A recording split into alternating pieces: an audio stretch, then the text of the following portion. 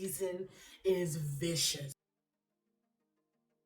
Hi, beautiful people. Sorry, my voice sounds weird. I'm sick. I've been sick for a couple weeks now. So today we're gonna be talking about Singles Inferno, which the new episodes that just came out. Honestly, I don't know if it's 7 and 8. I think it is 7 and 8 because 9 and 10 probably are the last episodes, and they're coming out next week. Be sure to like, subscribe, hit that notification bell so you know when I post new videos. Now let's get into this review. Now, so a little recap. I'm going to be recapping some of the couples. I'm just going to be talking about the people who had a little more development in the latest episodes.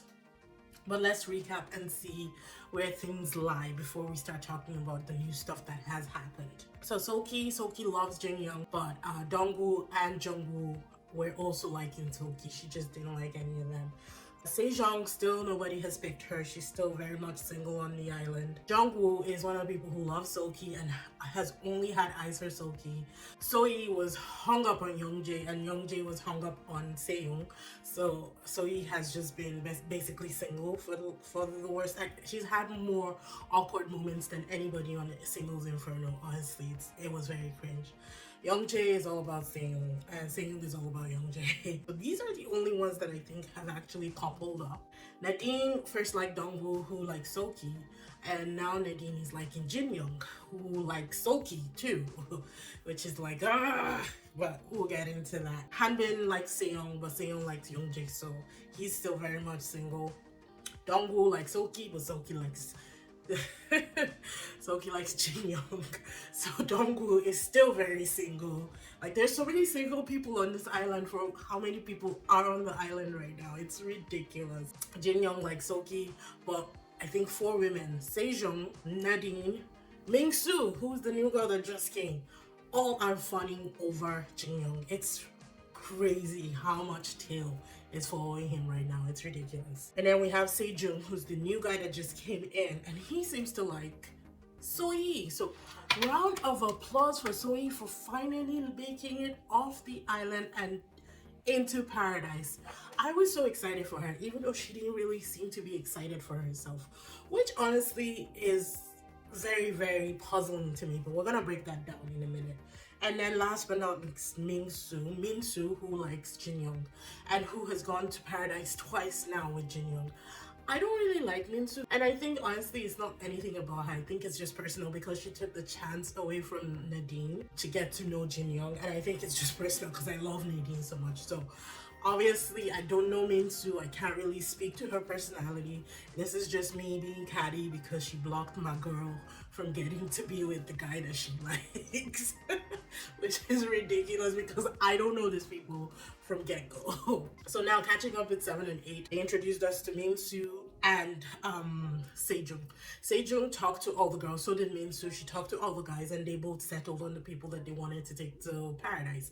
Sejong settled on Soyi, who looked, honestly, she kind of almost looked disappointed, which baffles my mind. I mean, I get that she's hung up on Youngjae, but Youngjae has made it clear that he will never have those kind of feelings for her.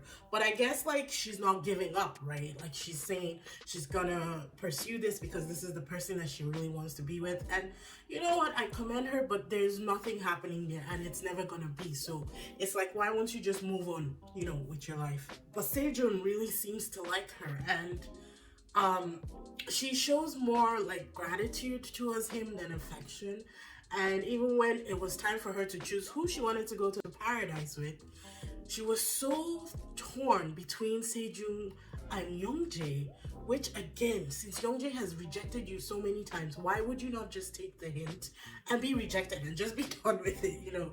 She ended up choosing Hanbin, somebody that she knows that she has a platonic relationship with, so it would just be fun and easy. And I was just like, gosh, come on, girl. But you know what? She made it off the island, and she made it off the island twice. And for somebody who hasn't been off the island at all, I thought that it was good for her to just, you know, get some separation from everything and just deal with that whole situation. And then we have Ming-soo, who talked to all the guys and decided that Jin-kyung was who she liked. And of course, Jin-kyung is very much in like with Soki, but hasn't had time one-on-one with Soki since they got back from Paradise. It's been like 3 days and he's been back to Paradise back to back. In fact, he is so popular with the girls that the guys are starting to have a rivalry with him, especially Jong-woo and Dong-woo. But I don't even think it's because he's been to Paradise. I think it's because they know that Soki likes him and they both like Soki. But then again, Ming-soo had the opportunity to choose somebody else, and I feel like the conversation she had with Jin-kyung when they were on the island before their second date to Paradise was enough for her to be like, okay, maybe he's not interested. Because I don't understand if it's the translation, because obviously I'm watching this in English dub, so I guess maybe things are not coming across properly. But to me, he kind of said maybe explore other relationships with other men, but yet she still chose him again. And you could just tell that he wasn't really impressed with it, because I think he actually wanted to stay on the island and try and like further his relationship with Soki, because he can tell now that other guys are starting to get in there and they're starting to separate him and Soki. But Ming-soo totally did that because she won the competition. She came in first. No, she came in second, and Nadine came in third. So based on the options, Soyi somehow won the competition within the girls. She's stronger than she looks. She came in first, so she got the chance to pick someone to go to Paradise with. Then Ming-soo was to pick someone to go to Paradise with, and then Nadine. And she obviously knew that Nadine like Jin-kyung, but because I think she just wanted to be in her way, because I know that she was sure that she had no future with Jin-kyung. She chose Jin-kyung, and then Nadine was forced to go with Youngjae because she didn't really have anybody else to go with, and she just felt that, I feel like she felt that Youngjae was the safest choice because she already knew that he was all about staying and they could just have a friendly conversation with each other. And I felt so sad for Nadine, even though I don't think that Jin-kyung is the best choice for her. I honestly don't feel like her man is on the island. I think Nadine is going to find her guy outside of the island, but let's see what happens at the choosing ceremony in episode 10. A shout out to the Inferno gods for granting Jong-woo a win. And shout out to Jong-woo for fighting for that win and fighting for the love that he has for Soki. Do I think it is wasted on Soki? 100%. I think Soki will jump ship and board Jin-kyung's boat the minute that Jin-kyung shows her any attention. And I think that she's going to break Jung-woo's heart, which is just going to piss me off, because right now, as much as I compared her to Gia of season 1, Gia was always forthright with her feelings. She said that she liked this person.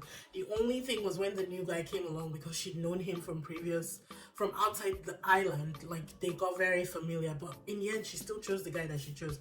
I can't remember his name right now.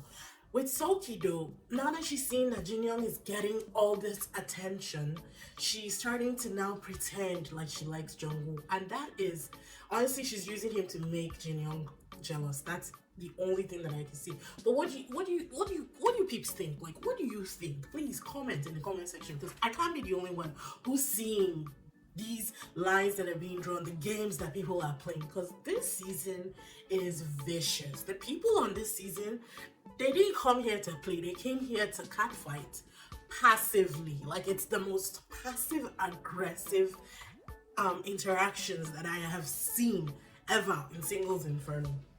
I'm happy for Jung-woo, but ultimately I think he's gonna get his heart broken. Then let's talk about my girl Nadine, who is liking Jin-kyung. I know I've talked about this, but I really want to go into detail with it, because I told you I'm invested in Nadine. And I think that she's barking the wrong horse here. She has latched her cart to the wrong camel, and it's going to take her in the desert and abandon her to die. Because as much as I see that there's a connection between her and Jin-kyung, there's definitely a friendship, I see him being more into Soki than Nadine, and I don't know why. To be honest, I don't understand his attraction to Soki. I don't understand any of their attractions to Soki. I think she's good, but she also seems very self-absorbed. It's kind of like me. And obviously I don't know her. Like, this is just what I'm seeing from the show. So I don't understand their obsession with her, but it is what it is. The heart wants what the heart wants, and the heart will get what the heart wants in the end. So hopefully, I hope that Nadine actually clues in and figures out that he is not her forever and she's better than all of that. Not that she's better than him, but she deserves more than what she's getting Also for Park Sejun, because Sejun has been overlooked, and I think that she's a beautiful, beautiful woman. So the fact that all these men are roaming around like chasing the same old girls and overlooking really good women on the island, really, it blows my mind, and it really just baffles my mind. But I'm excited for episodes 9 and 10 coming out next week, and I can't wait to see what is going to happen. I think that the choosing ceremony is going to be vicious, and I think I'm gonna do a live reaction to that, just the choosing ceremony alone, and that's gonna be like my final review on Singles Inferno 2. So hopefully you guys enjoyed this catch up so far. Be sure to like, subscribe, hit that notification bell so you know when I post new videos. I'll see you in the next one. Bye.